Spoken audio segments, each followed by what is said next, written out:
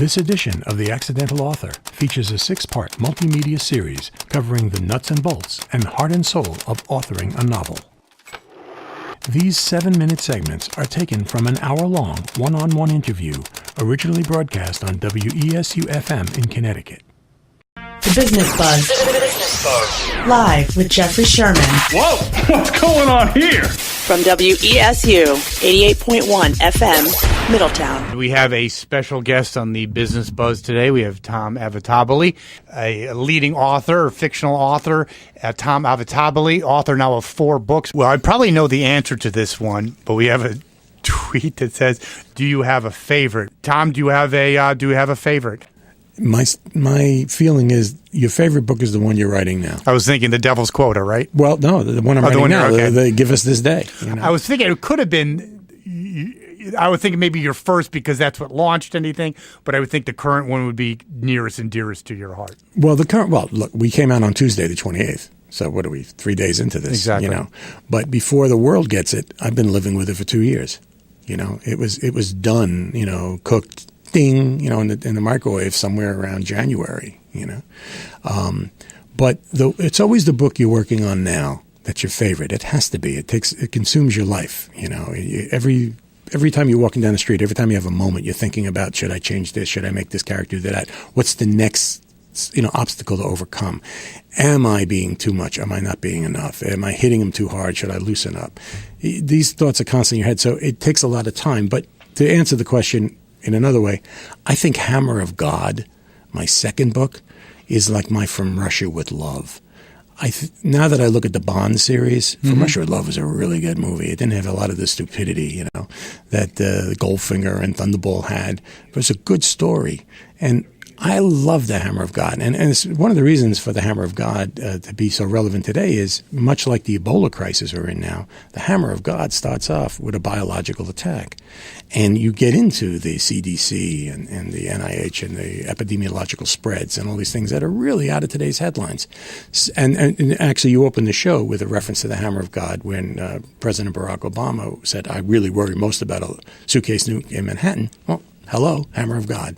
So he helped me with my marketing. I didn't have to pay him a lot, but he helped me with my marketing. We had a caller, but this particular individual, she didn't want to be on the air. She asked if you do book signings in this area.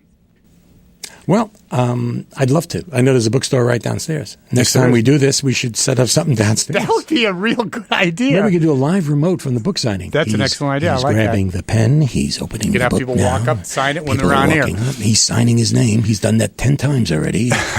Real ripping radio. Now, your Thrillogy, we're going to move on to the, to your current Devil's Quota, but kind of summarize, because those are great books. You're moving on, you're developing other characters. Explain to our listeners, explain and kind of give an overview of the Thrillogy.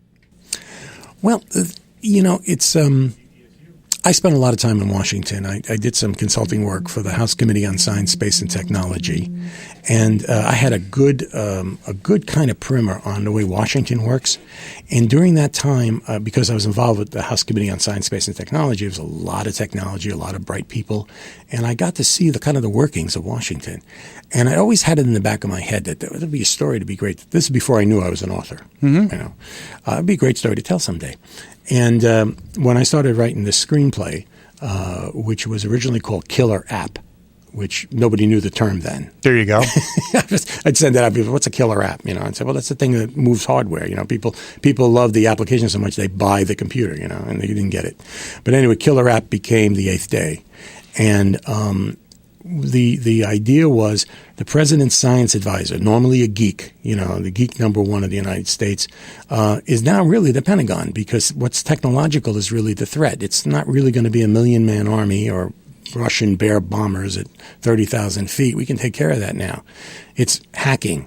It's so you were biological. actually a precursor to really very relevant to what's going on, or could be going on, because that's could be one of our greatest threats. But Tom, we do have a caller. We want to make sure we get to this person. Caller, are you there? Hi, I'm here. So you have a question for Tom. Yeah, that's right. So, hi, Tom. How are you? Good. How are you? Doing good. Thanks for taking my question. So I've been an avid reader. I would definitely get to one of your books shortly. I just wanted to check with you, what does it really take to be a good writer? So I've been reading a lot of books. I have a lot of experience living in different countries. But just wondering, what does it really take to be a good writer? You have to love it. You have to have a burning inside of you that is only satisfied by expressing it either in longhand or on a computer screen or even telling the story to somebody.